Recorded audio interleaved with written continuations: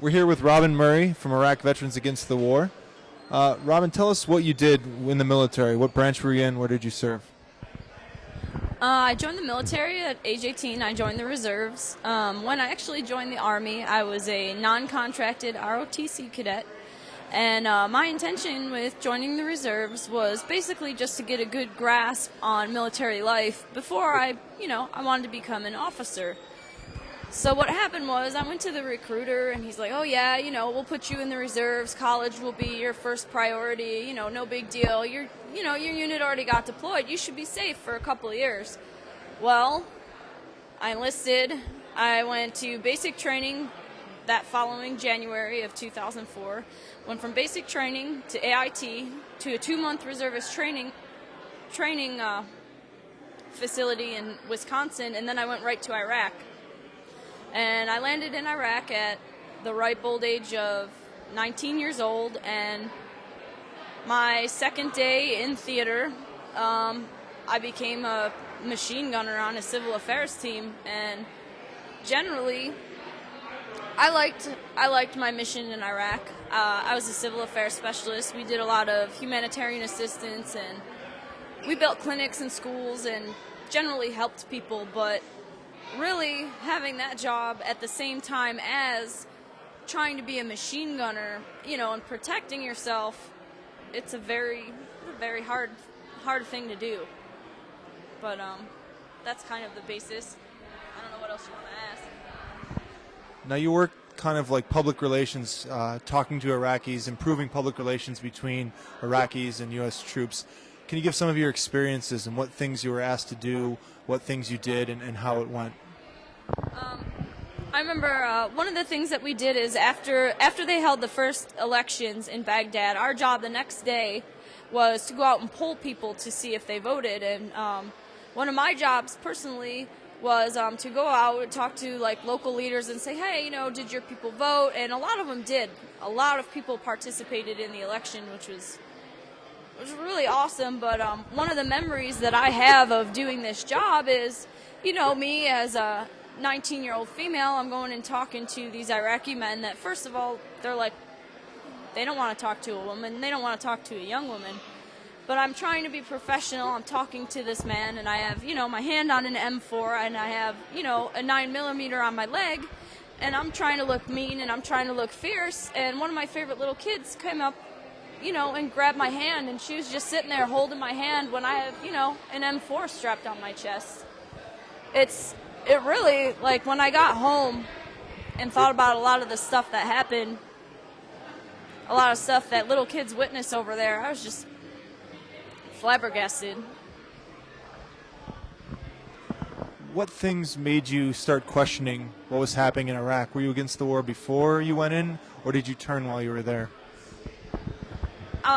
I was already against the war. I honestly didn't think it would last as long as it has, and when it came time for me to enlist, I figured I wanted to do it so no one else would have to, if that makes any sense. But I thought that since I had a good head on my shoulders and since I was anti-war and I knew I would, never hurt anybody that didn't deserve it, I figured I was an asset and a good soldier to have because, I don't blindly follow orders, and I never did.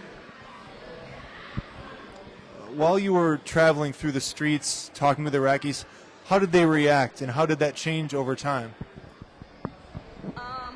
A lot of the women, being a female on a team, and especially being a female in a gunner's turret, a lot of the women were really excited to see me. And I remember during a deployment that I was at in Africa, in Djibouti, we walked into a village and we're, assessing their water system, and I'm like, why is everyone staring at me?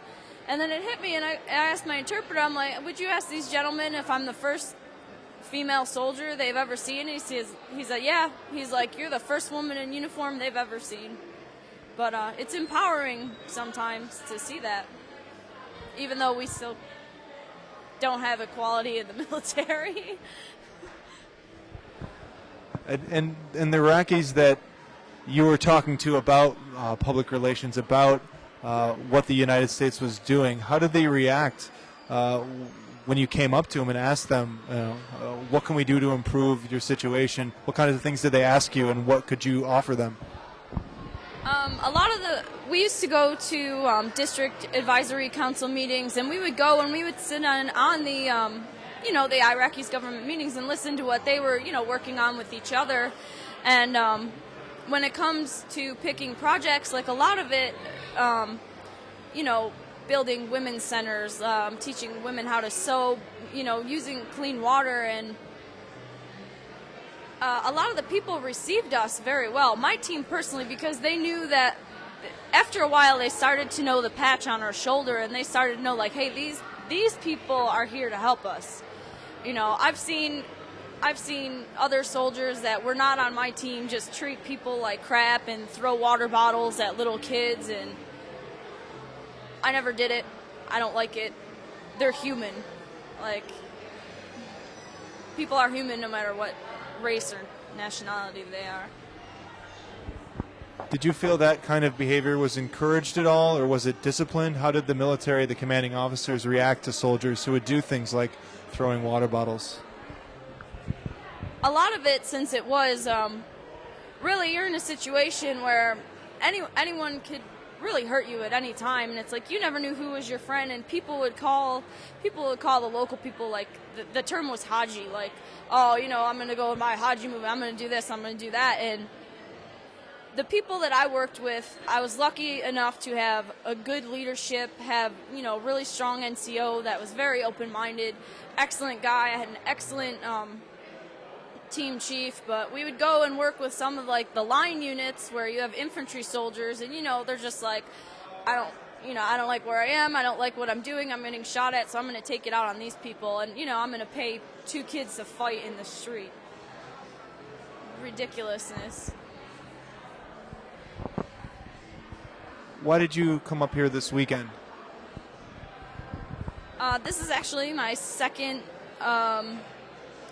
big event with IVAW. I joined Rochester IVAW back in October, but in the recent months I've been started to become active, and this will only be the second time in my life that I've publicly spoke out against war and been part of IVAW. So I'm excited.